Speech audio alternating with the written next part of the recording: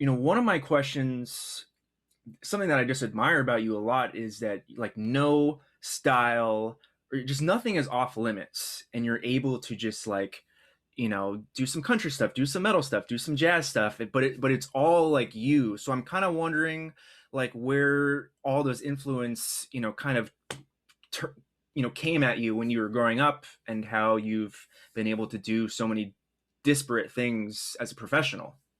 Well, man, that's awesome.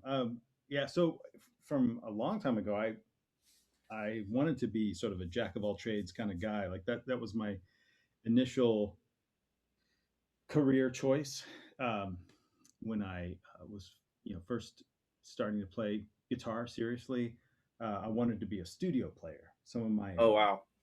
heroes were like one of my heroes was Dan Huff, still is Dan Huff, the great studio player, was in LA and now he's in Nashville. He's a great producer now. I always thought that his he always like did the perfect 8 bar Mm, solos, and yeah, I want to be involved in recording, tour with whoever, whatever. Yeah, and so when I was done with high school and looking for places to study music, um, I um, didn't really want to go for a pure jazz program or a pure classical program.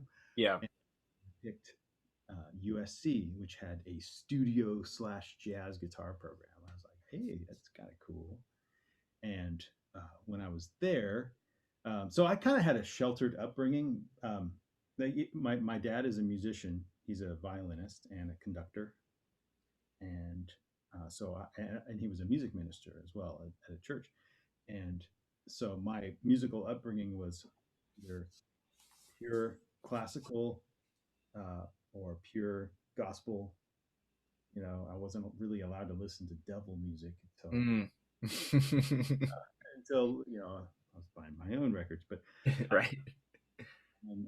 so I kind of I had a lot of musical background, but like when I got to school, like people that everyone knew about, I didn't know about. And so like everything was a constant discovery for me. So I sort of had to play catch up. And honestly, when I first started at that program, I didn't love jazz. Hmm. I understood that jazz was an important thing to study so that I could get good at everything else. Right. And yeah, I noticed you were talking to some other um, educators about how it's pretty rare that people have a pure jazz upbringing. They're Yep. usually rock or funk thing. Yeah, that was for me. That was me. Hmm. And then I sort of got into jazz via fusion, and then got the ear for the exotic sounds and stuff like that. And I think one of the um, yeah, I guess even when I was a kid, my parents did listen to stuff that had really cool jazz harmony, like Take Six was Sure. one Yeah. I just loved. Super Those killer. it kind of sounded like some of that stuff is like bassy arrangements for voice. Hmm. Cool jazz changes, and um, yeah. So I think maybe from early on, my brain wanted to sort of push the envelope as far as like hearing more exotic harmony and stuff like that. Um, and then yeah, so I start then I fell in love with jazz as I studied it, and then I graduated and really fell in love with jazz, and I felt like I wanted to go back to school Mm. uh, to get more into more pure jazz and get, kind of fill in some of the gaps in my knowledge. And that's when I went to the University of North Texas, and that's where I've been ever since then.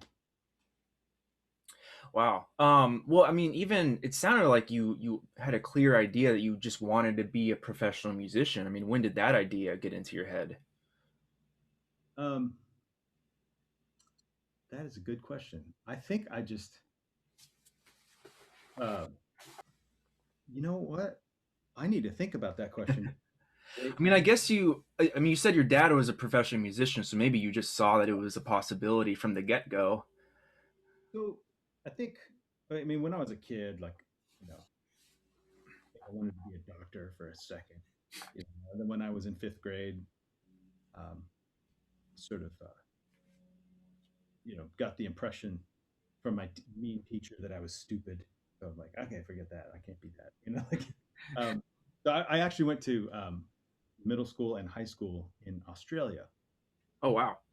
It's a very interesting educational system there.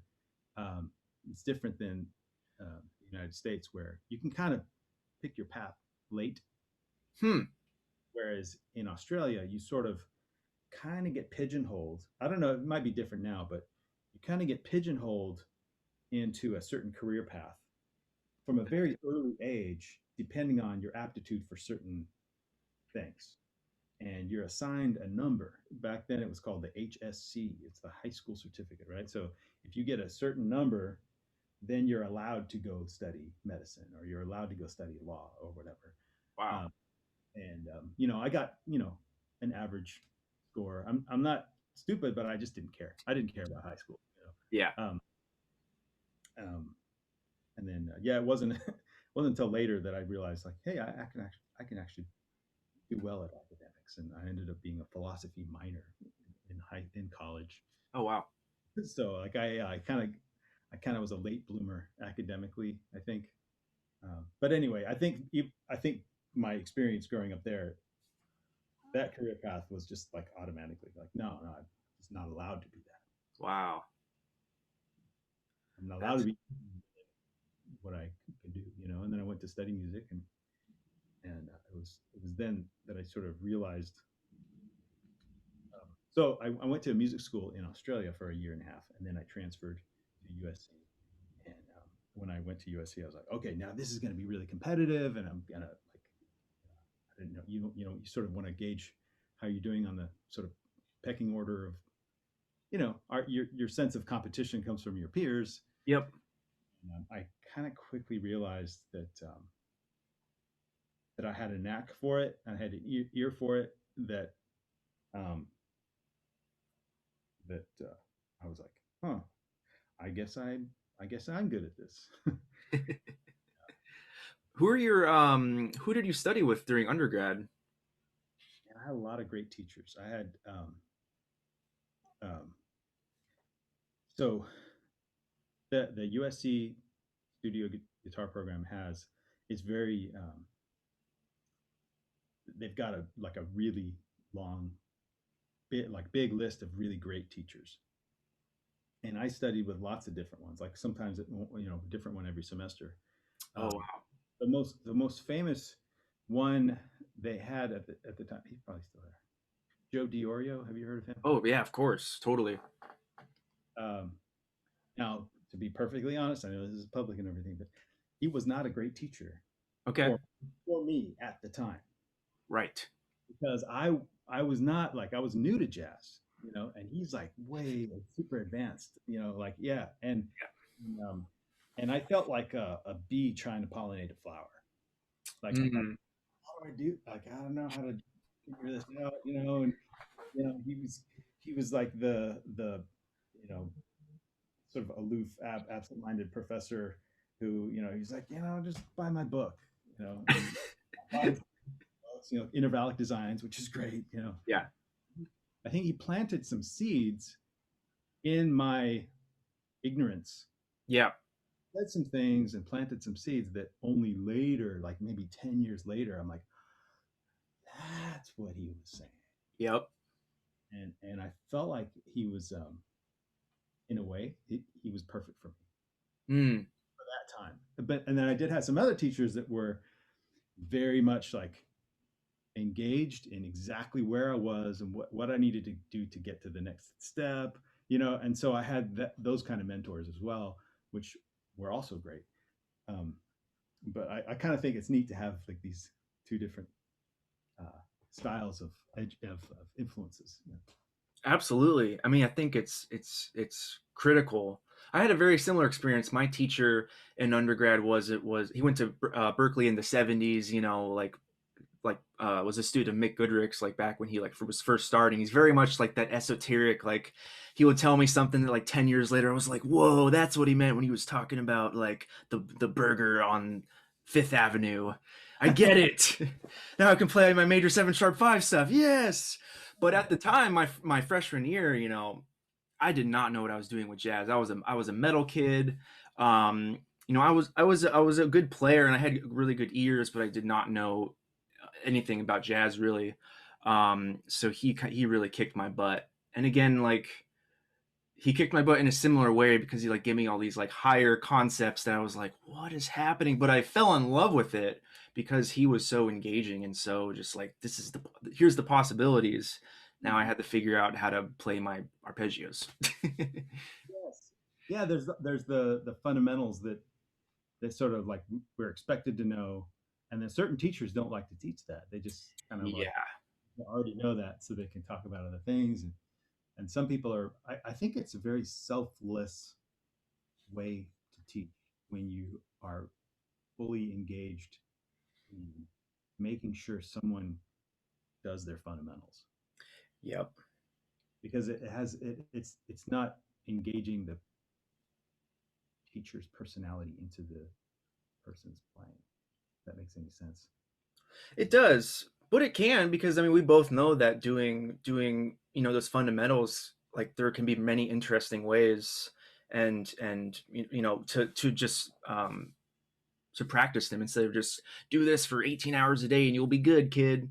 Yeah. And obviously clearly from your books and your educational materials I feel like you're the type that would give interesting perspective when you tell someone to practice their arpeggios. You're like, here's how to do it, but also here's the ways that you're going to apply it and hear it, etc. Yeah, I try to, you know, teach fundamentals, but maybe like a slightly different way. Like, hey, here's a way that you can maybe work on your arpeggios, like, and also work on your time feel or something like that. Like I've got Exactly. a way of um, practicing arpeggios that I think is really neat. Is you make a 24 note pattern so that you can practice them as 16 notes or as 16th notes or triplets. So something like I don't know. I don't know. This is not. It's supposed to be beyond the frets, and I'm talking about frets. Say it's like a major 7 sharp 5. Got too much delay on there. Let me turn that off here. So that's That's 24. 24 notes. So you can either Oh. hear it like if I put it in this looper. Okay, looper pedal is probably the most revolutionary teaching and practicing tool of the last 5 years of my life. That's like changed. Wow. So um, let me see. Let me put that.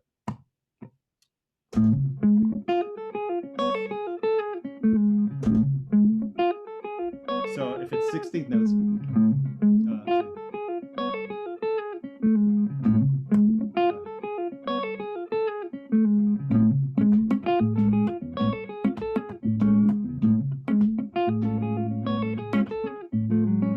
or triplets.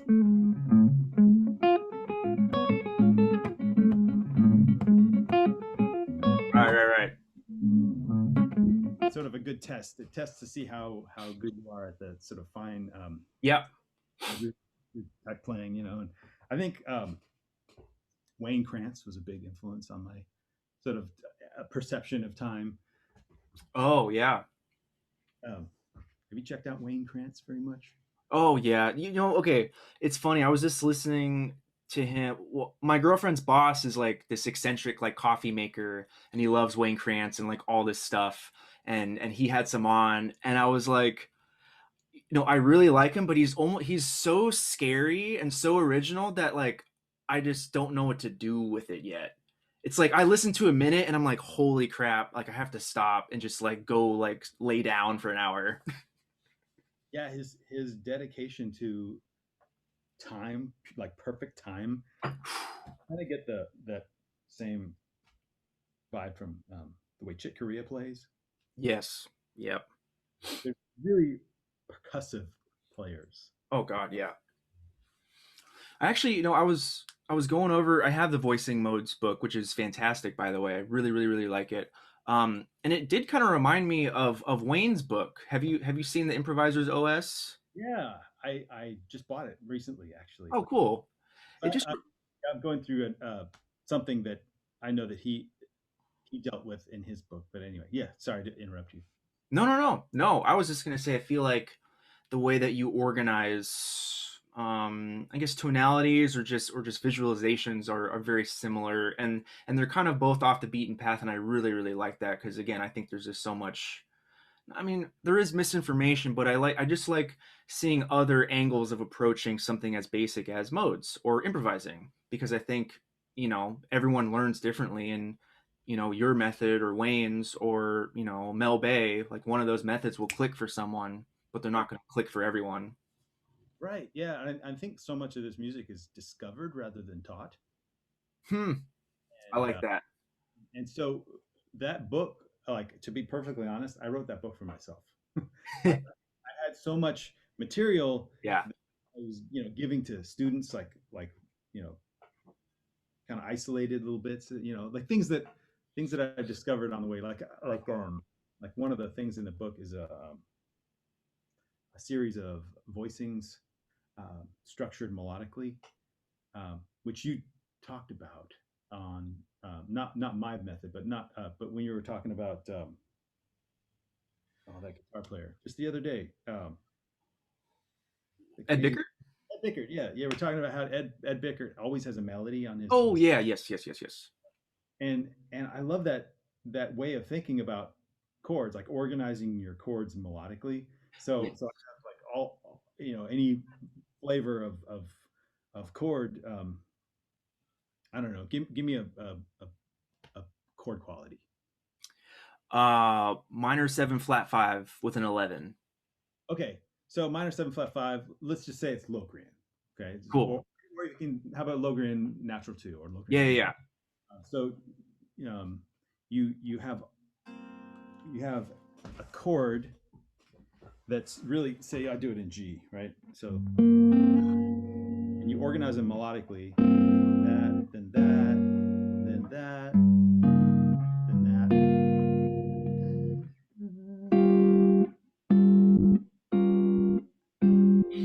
all going Yep. up. Say the B string melody, and then say you can do it up the let's see, E string melody.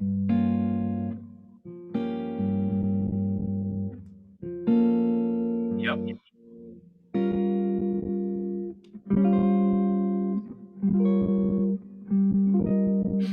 Yep.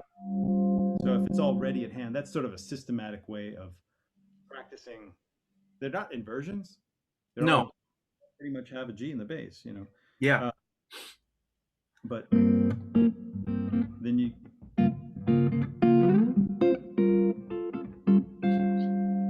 so what's interesting Exactly.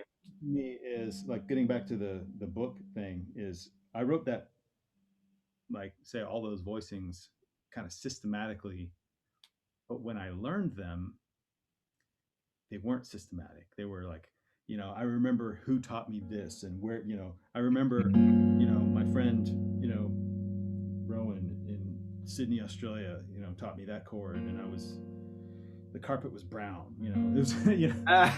I remember where I was when I learned this one, you know what I mean? Like, I didn't Yeah. learn them as a system. No one handed Exactly. me all of them on the silver platter and say, oh, just play these.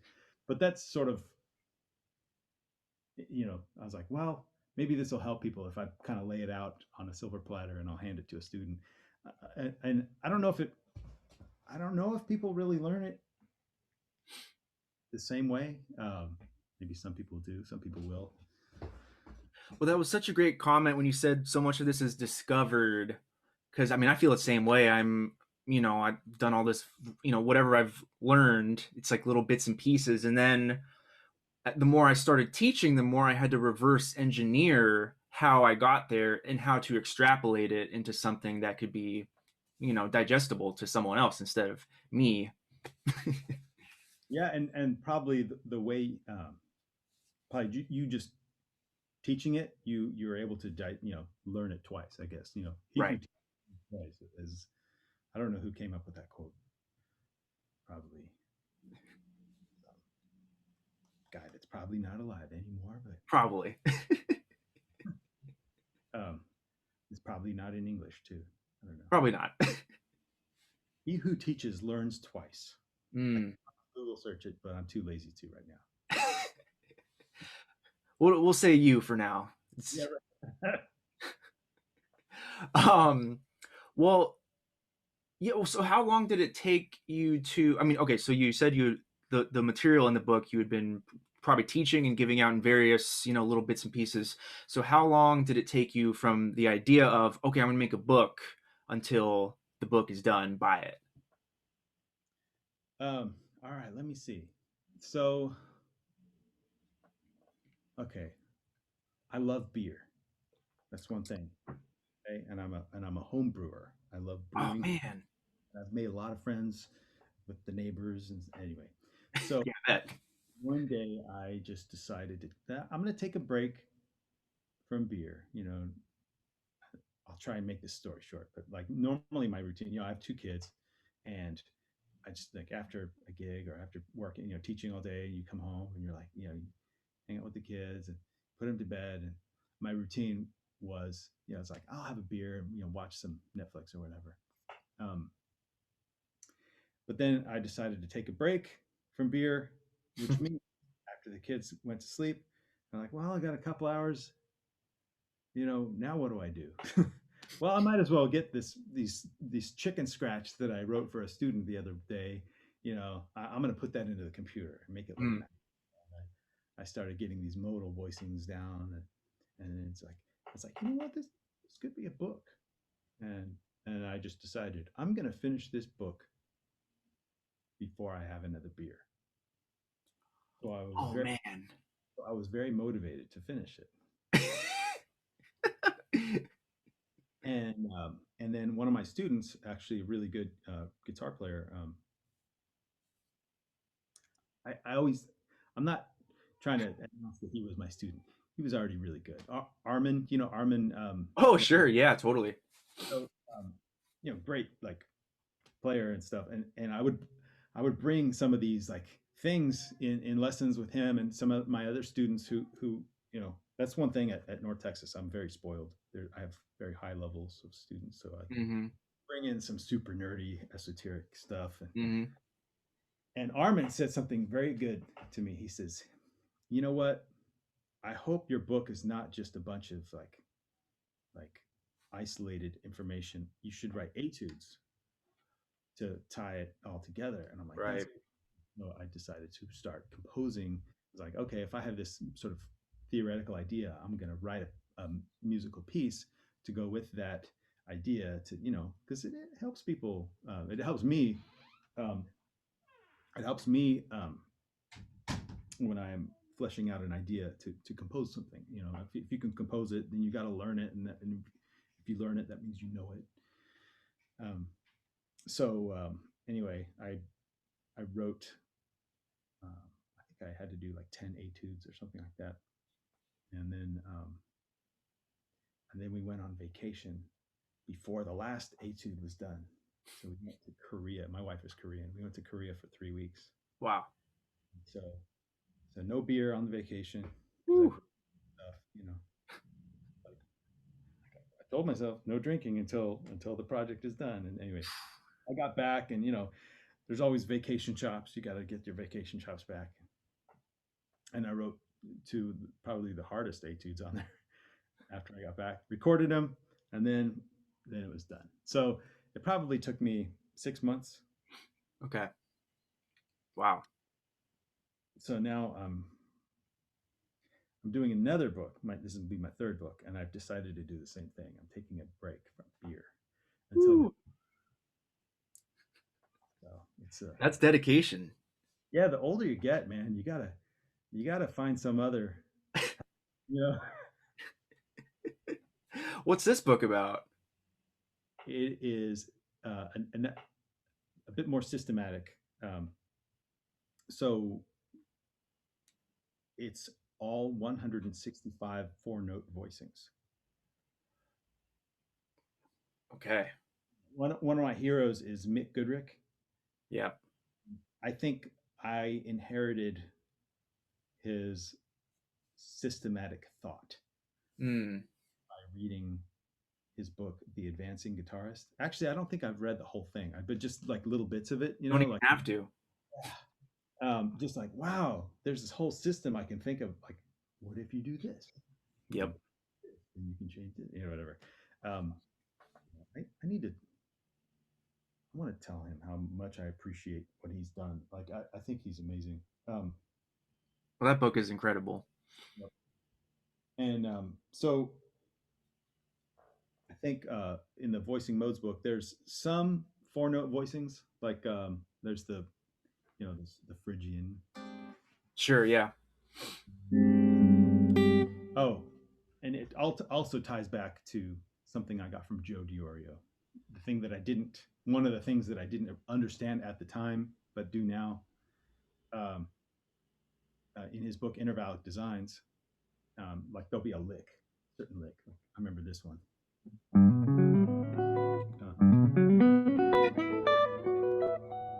Something Mm. like that. And I have in pencil, he wrote above, this works with um, G major 7 sharp 11, um, uh, D major 7, A7, and C sharp minor 7, minor 7 Yeah. 5. And so what I didn't realize at the time is like, oh, it's just a modal lick, and it works with any sound related to that mode. So Right. Exactly. that's one of the things that I don't think you can really experiment unless you have a looper pedal. I mean, Mm. you can experiment easier with a looper pedal because you can just kind of put it in the looper pedal. Sorry, messed up. Let's see. That was terrible, but No, it's great. so that's the 4 chord, the 5 chord. So you can works as that lick, yeah, and like an A7 lick as well, or like a B Aeolian lick, or a C sharp Locrian lick, or a D major. You can even put it in the context of say a 2-5-1 in D, like.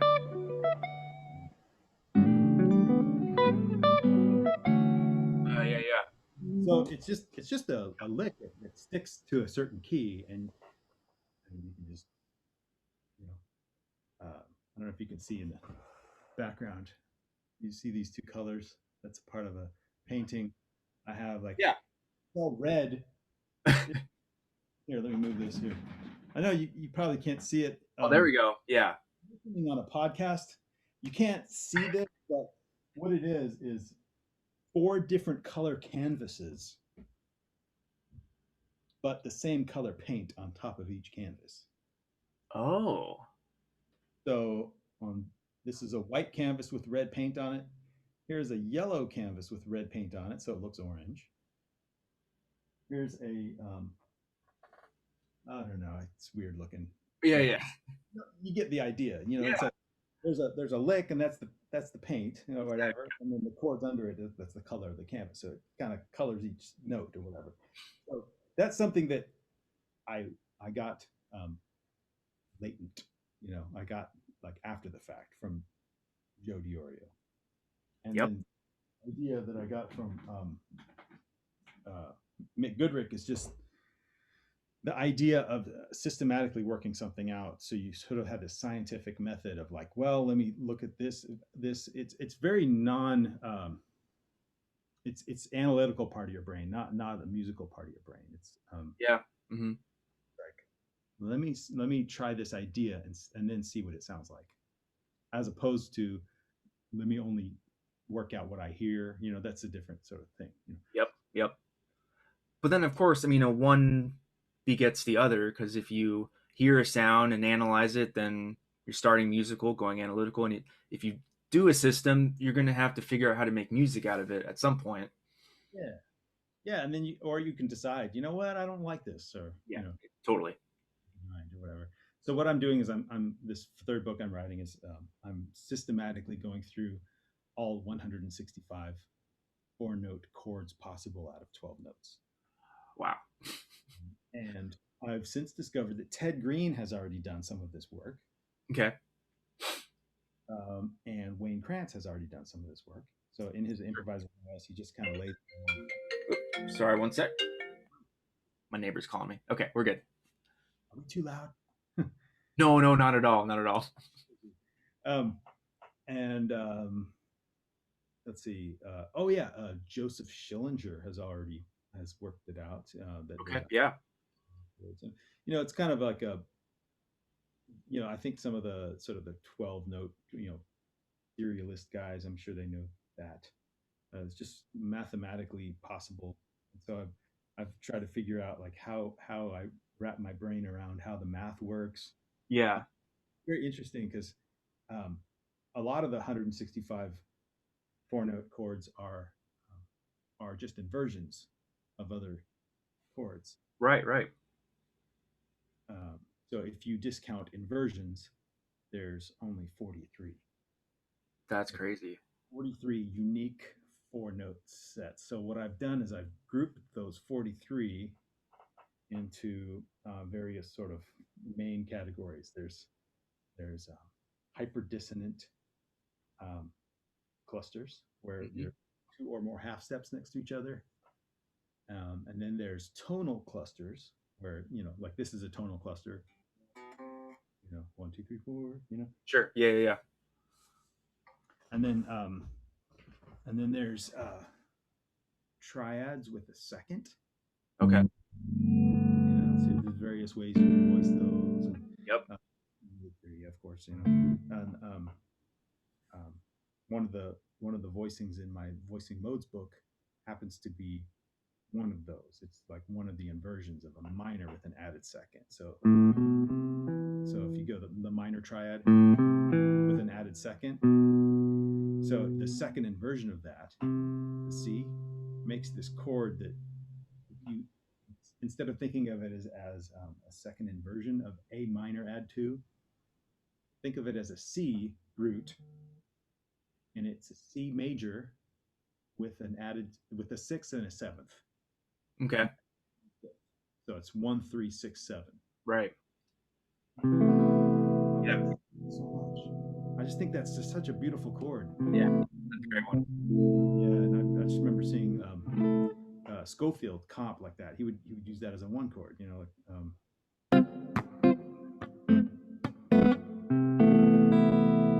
Yeah. What happens if I work it out as an arpeggio? You've got this. There's that 24 note thing again. Or Yeah. Yeah.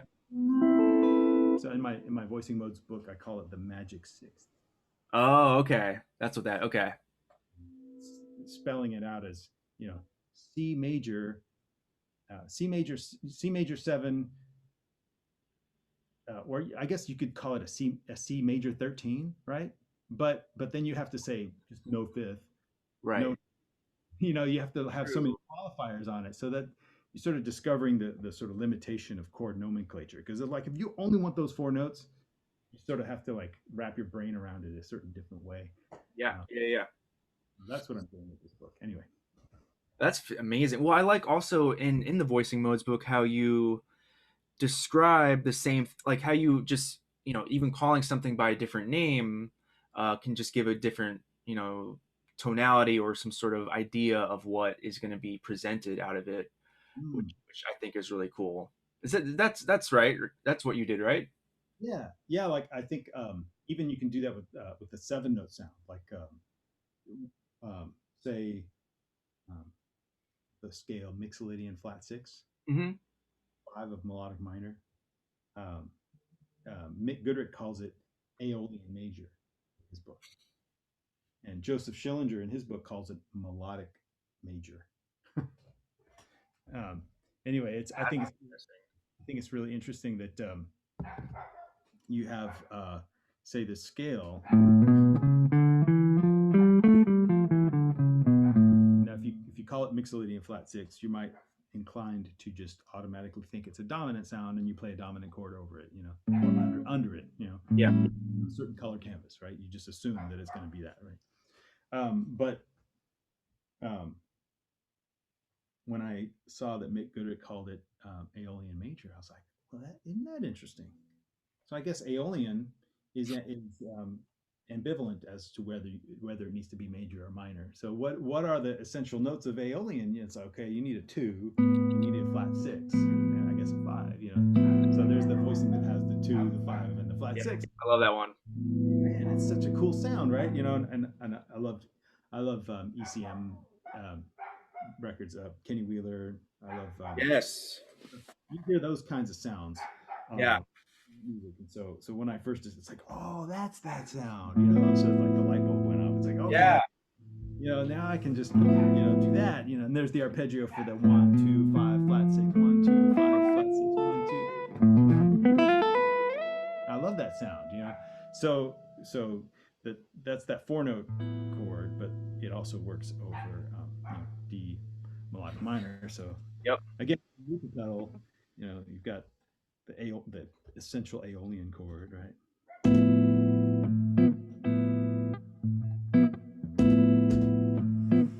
So, or if you want to use your muscle memory from practicing your fundamentals in D melodic minor, or the thing I got from Joe Diorio is like you can play any lick that relates to D melodic minor.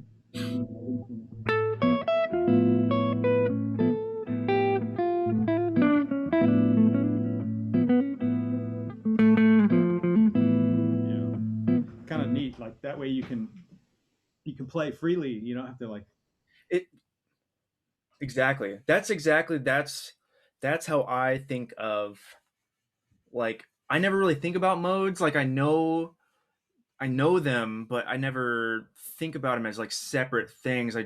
I'm like more aware of like the broader sound and how to, like, manipulate the scale to fit the chord, the canvas underneath. I think the same way. that's cool. It's easier for me, but it's all the same though. Yeah, that's right. Yeah, it's all the same, and you can get at it from different you can discover it from different angles. Exactly. And this is the kind of stuff that I may have had teachers that tried to teach me this, but I didn't get it until I discovered it on my own. Right. Yep. Where did you how did you begin to think this way? Oh, I think, I think it goes back to my teacher from undergrad, Stan Smith, because he was also that way, where it was more like broader colors or just extracting a sound from a chord in specific ways.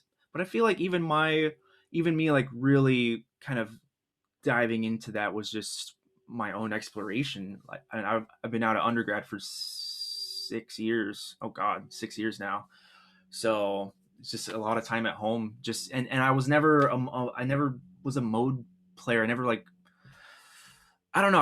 I never thought about them when I was improvising. But I would just kind of figure out, okay, here's my, the G sus flat nine, on, how can I manipulate that without just thinking of Phrygian, you know. Okay. Like, I know it's the scale, I know it's E flat major. So how can I play, just the beefy notes, just make the changes, that are gonna fit that. Because I feel like I was just helping someone the other day. um there's so many problems with, like, the chord scale relationship thing, when we tell someone, okay, you're going to do Dorian, then you're going to do Mixolydian, then you're going to do major. If you have 7 notes for each measure, if you're playing a tune, you're SOL.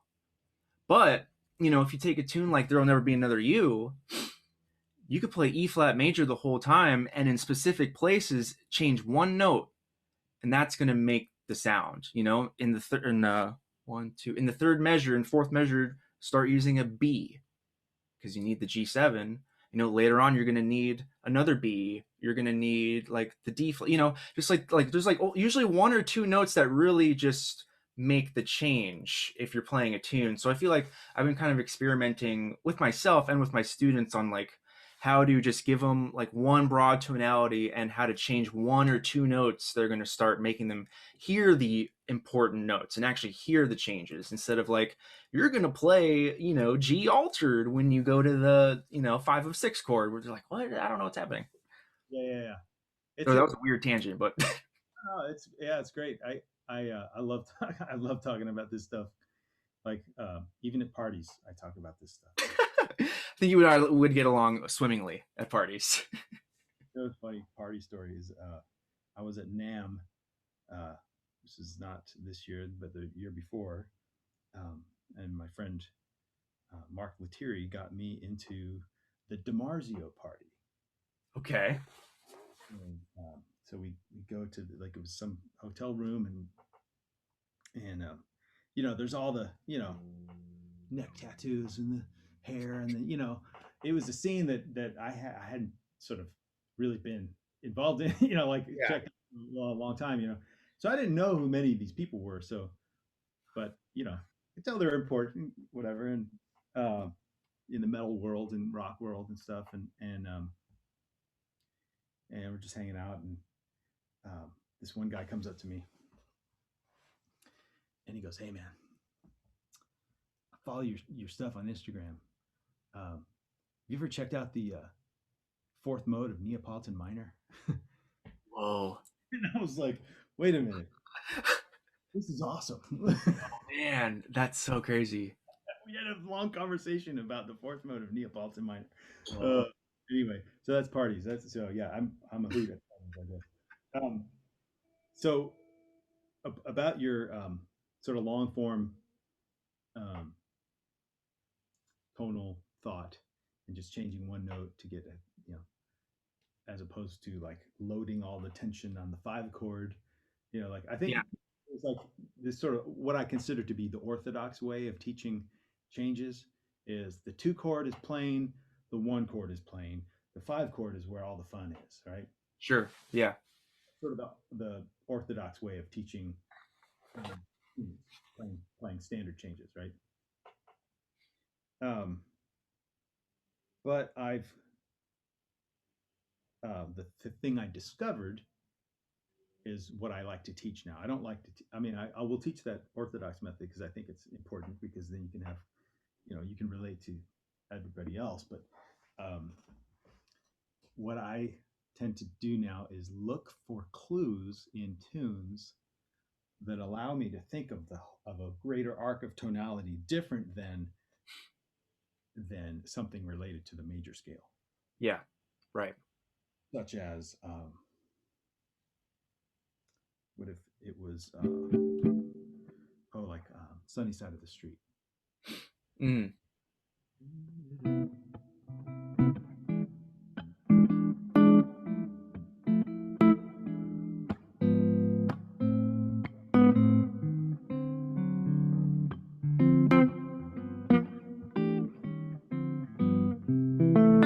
So normally you would teach like, okay, C, we don't have to talk about C, it's just C. And then it Yeah. goes to, it's like, okay, but then it goes to F. It's like, okay, like, what do you do over that E? It's like, I don't know, just E7 something, and then go to F, and then, okay, here's something I recognize. It's you can do a 2-5-1 to A minor, right? Yeah. It goes to the big two, dominant, Yep. and then a 2-5-1, right? So it's mostly C, but some A minor, right?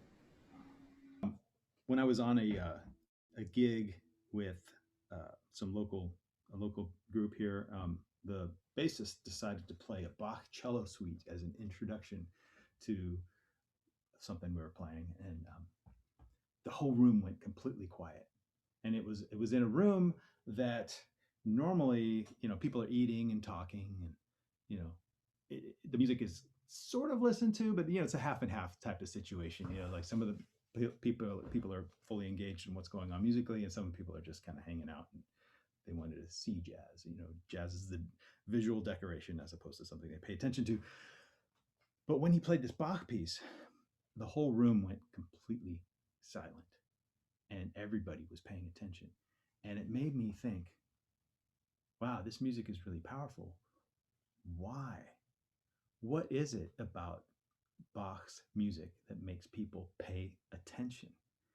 And my conclusion, the thing that I've been playing around for a few years, is the way he maintains this very interesting arc of tension and resolution within a single tonality and before he goes on to another tonality. It's not like he doesn't jump around willy-nilly between keys. Like, I mean, he does change keys, but it's very like, it's kind of long, you know, like within each key. And so I'm like, how can I apply this to jazz playing changes? And so I was thinking, what if I do this thing where on, say, Sunny Side of the Street, I kind of zoom out and I think, what is a single tonality?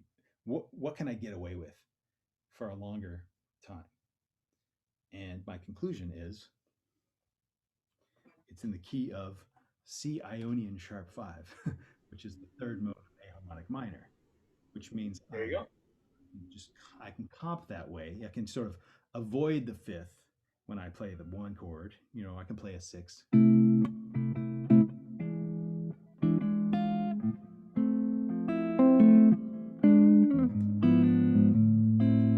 And when I finally arrive at the A minor, I'm not going to play A minor 7 because that's the turd in the punch Yeah, bowl. it takes you out of it. Yeah. Um, so so then I have this long arc of tonality, which may or may not, my theory is it helps the audience pay attention more. I'm sticking to the working number of 7. So I'm not making them have to start from scratch as to what numbers they're supposed to keep track of subliminally, sort of notes. Let's see.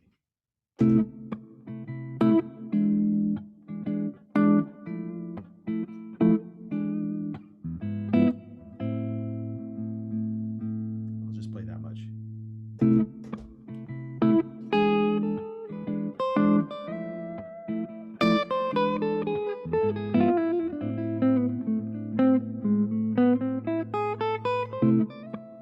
Change picks.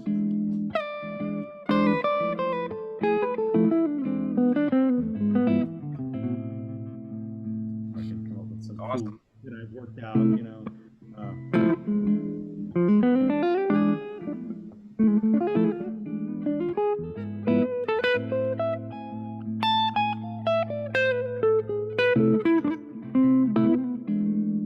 Let's see, I can do that.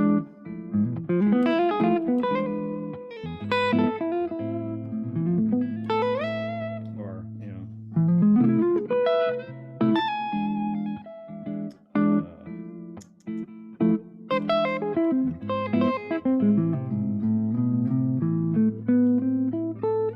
Or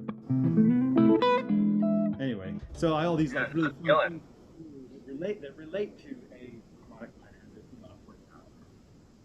Or just play free and use your ear to make sure you're hitting the right tension versus resolution notes per the chord. It's so funny. No, I love that. That's definitely, I don't do that all the time, but I definitely think about that. And one of the lessons I remember in undergrad was we were doing Days of Wine and Roses, and my teacher was like, what if you just did F harmonic major the whole tune? You could probably get away with that. And we were messing around with it, and I was like an idiot. It was like 20, so I didn't know anything. But what he was doing, it was super hip, and I've messed around with it before, and it totally works. It just like, yeah, what can you fit over a whole tune? So also I feel like yeah, right. Obviously there's going to be some points where you have to be creative, but it's kind of like as an overall tonality that might be interesting. But I feel like you said with the dominant thing, I feel like people don't understand that not every dominant is equal, in that you can't, even though, okay, how many different things can you do on a dominant chord? Let's say a dozen, whatever, dozen different sounds, a million, 1,000 trillion. but you can't access all of those for every dominant chord. Like the two dominant chord, we know there's always an implication that it's like the 13 sharp 11.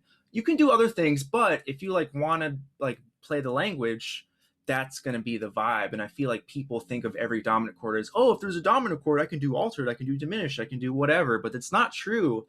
You know, like the three dominant chord, like the E7 in that case, that is going to be an implied altered. More like you're not going to do an F sharp. Maybe it just depends. You know, you can, but I just feel like different tunes even have, you know, the dominant chords are going to have like what's going to sound good on. Yeah, and if you take the melody into account, of course, it's gonna, Oh you know, yeah, decision. But sometimes even with the thing that I was talking about, like sometimes I sort of intentionally, or I take some liberties, like, you know what? Don't tell anyone I said this, but I don't think the composer really should have written this melody note, or but yeah, I'm saying that jokingly, but like someone like Jobim, he'll choose melody notes that, like, you're like, oh man, he's thinking of this sound, this tonality, but then the very next minute it's like, wait a minute, no, he's thinking of this other one, and he'll trick you. And I think he knows. I think he knows all that stuff. I think he's just purposely, like, um, doing these chromatic lines to hide. He's like tricky. He's tricking your, but it makes sense in another way, like this thing that the term chromatic embellishment of static harmony, kesh, or line cliche is another term that people come up with. oh yeah, yeah, yeah, yeah, yeah. The heaven thing, right? Yep, yep. You've got this. It's just A minor, but Right. so that's another interesting thing about Jobim has that kind of stuff running through his compositions all the time. Like you might think like, oh, he means the the five of melodic minor, but then he'll go to the natural six, and it's like, oh wait, it wasn't that, it was something else. And but anyway, like I feel like the zooming out thing still works with Jobim, but in a different way.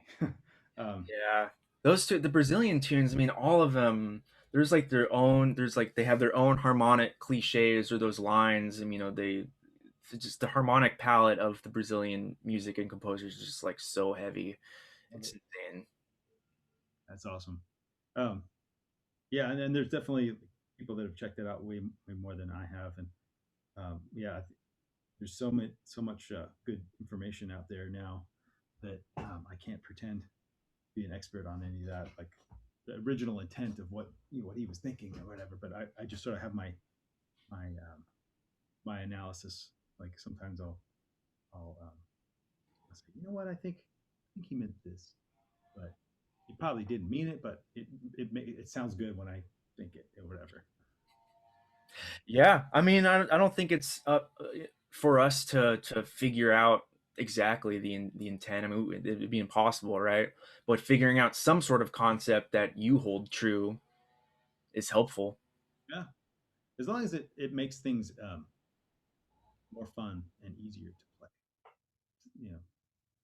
You know, there's I was just thinking about the bridge in Naima, the Coltrane tune. Oh yeah.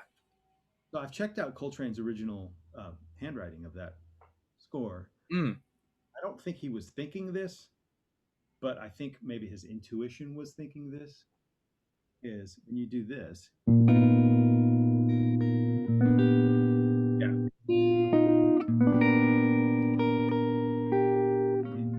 so you've got this like B flat. Well, you see in the real book, I think Oh, what are it's they? all wrong. Yeah, it's not that it's wrong. It's like sometimes it's just really hard to communicate a sound Exactly. Yeah. the composer intended, or that's actually happening. So this is a B flat sus flat nine. Okay? I call it an essential Phrygian chord. Mm. But in the real book, I think it says um, B major 7 sharp 11, and on the bridge it says there's a B flat pedal. Right. Right. Right. So So it's basically a B major 7 sharp 11 with a B flat in the bass, you know. And when you look at that, you're like, well, there's no tonal context. You can't have a B and a B flat in the same chord or whatever. Um, um, but you know, at least it's a way to get the point across to a player really quick to at least, you know, put their hands in the right place Yeah. and the right sound. But if you want to think about what tonality should I play here, you know, rather than okay, this is a mode or whatever. It's like, no, it's a tonality, and if you need to get there with a mode, then so be it. But um, it's an overall sound that has, and then and the melody goes to a 13. Okay, but then the chord symbol is uh, B flat 13 flat 9, and um, since it goes back and forth, you know, my sort of a good rule of thumb is if it goes back and forth, then maybe I shouldn't release that working memory of the previous notes that I heard and keep track of them. You know, like is there a sound, an overarching sound that I can lump those two together? Right, right, right. And there is, and it happens to be the fifth mode of harmonic major. And then it justifies that natural four in the melody, because normally people think of a 13 flat 9 as a half whole diminished. Yeah. So, and I'm just thinking, like, man, it's just too hard to play if I just think, you know, B flat Phrygian. So I'm just kind of spinning my wheels in G flat major. And then when it goes to B flat 7, the B flat 13 flat 9, I'm spinning my wheels in this, you know, kind of symmetrical scale, the half. And you're kind of like, I feel like that method of playing is too hard. You have to make a whole new solo on every chord. Yes, exactly. And you know what I was talking about, the long arc of tonality, like the thing that makes Bach so compelling. Mm-hmm. Let me see if there's a way I can think of one thing. And yeah, so all these notes fit in E flat harmonic major. Ah, yeah. Woo, that's killing it. So then you can like, oh, that's cool. That means I can play all my favorite licks that are related to Exactly. flat harmonic major and see what it sounds like, you know. And that's when the looper pedal comes in handy, you know, like.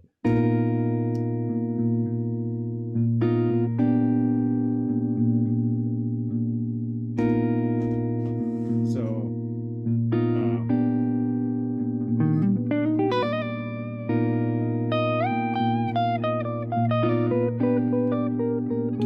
so that's just kind of freely playing the scale or whatever, and then the licks that come into play,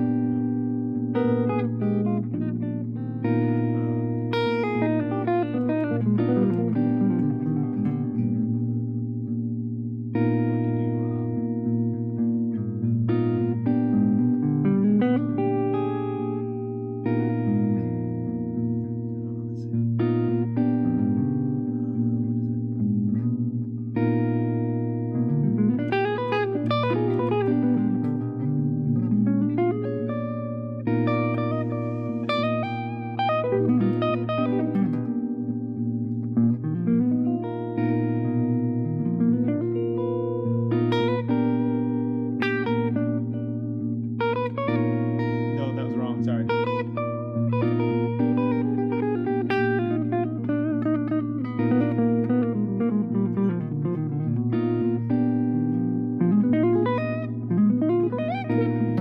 Anyway, all this like Yeah, no, that's fantastic.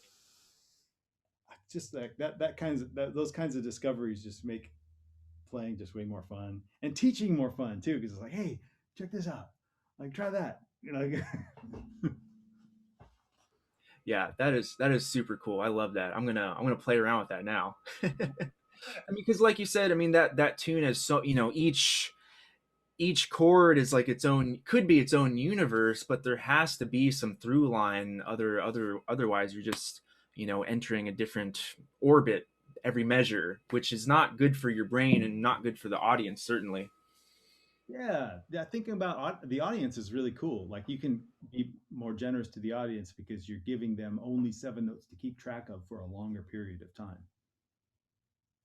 Yep. And I do like that you consider them, because I think it's important to note that most people don't care about the audience sometimes.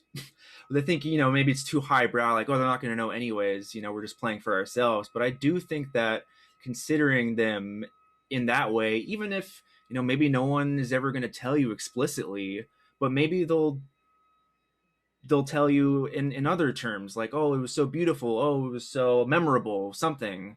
Like, we don't need the audience to tell us, wow, I really like that you used 7 notes over Naima, that was cool.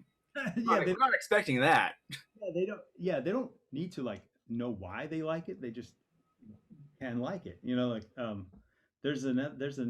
another interesting sort of generous thing you can do to the audience is don't play with as much delay and reverb as we think we need, because like when we're standing right next to our amp, we like all that beautiful lush reverb and delay, and then but when you think about the person in the middle of the room who's getting not only that sound but also the stuff that's bouncing all over the room, it depends on the room of course, but um, they're going to get it completely washed out, or 50, 60, whatever, 70% more reverb than what we are hearing. And you can't really hear good time or clear ideas that way, but it really feels naked. Like when I turn down my reverb and delay, it's like, man, I hate my tone. I'm not inspired. So you give yourself a little bit, but I always try to err on the side of don't don't do um, as much as, like, I don't know, try to go lower than I think I need, because Yep. it's trying to be generous to the audience, if that makes any sense. No, that's a great point. It's difficult for us to, you know put ourselves in the listener's perspective as far as our own tone or what they're going to hear. That's a really good point. I try to practice.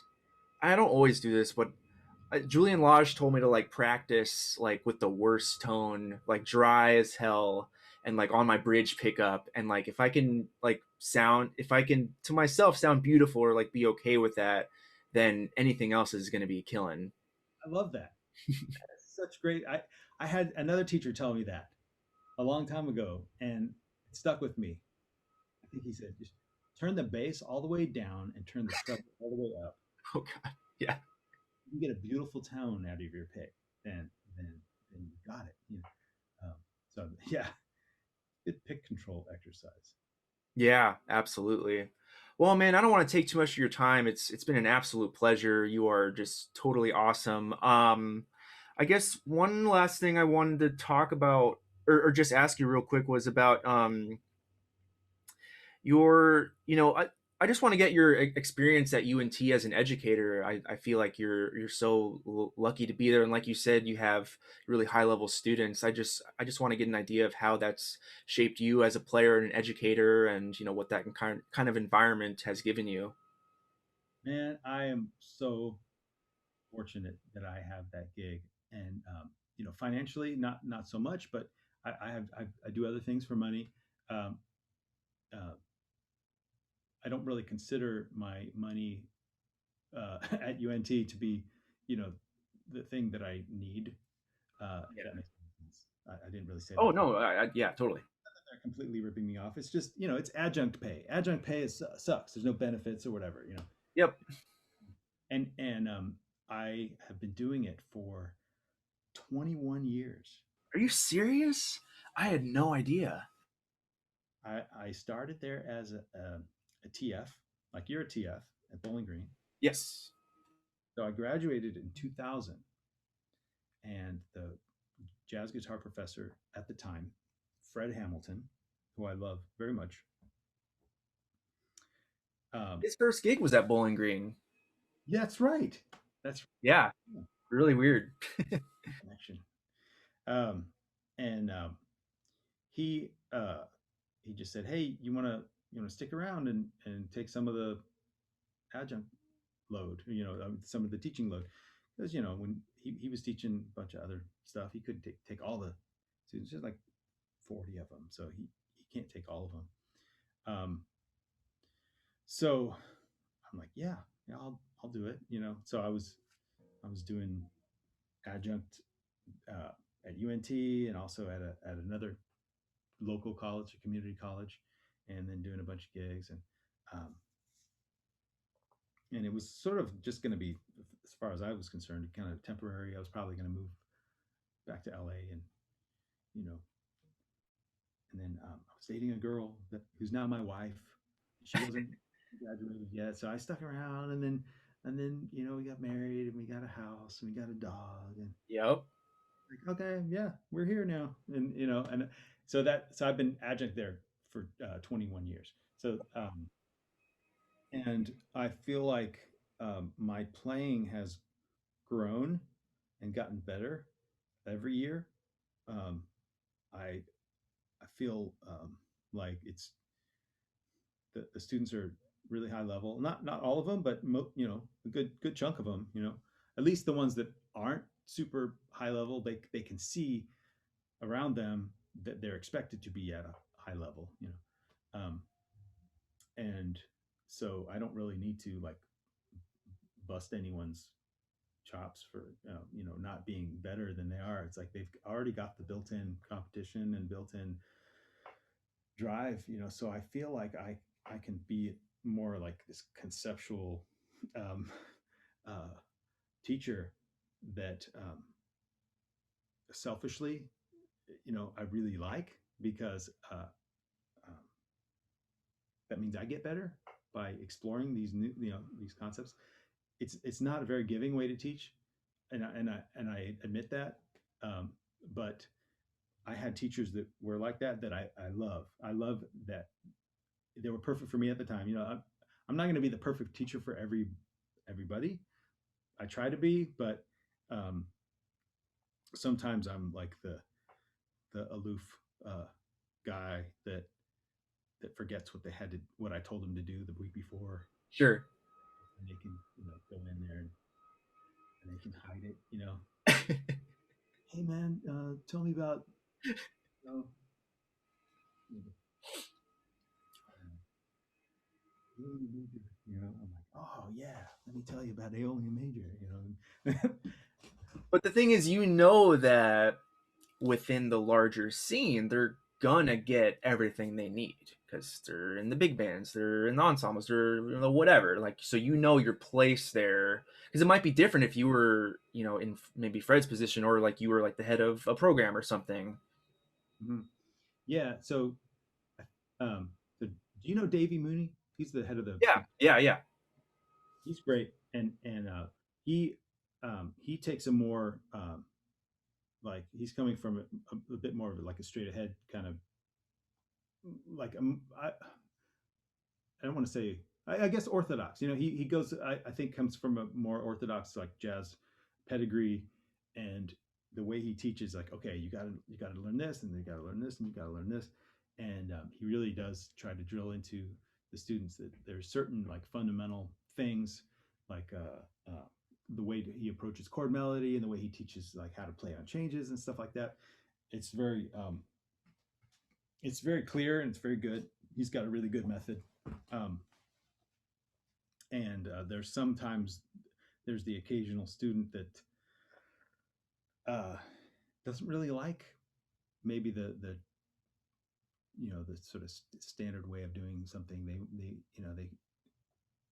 and So I feel like I've always got something to challenge them, and not like a pissing contest or whatever. I don't feel like it's ever like that.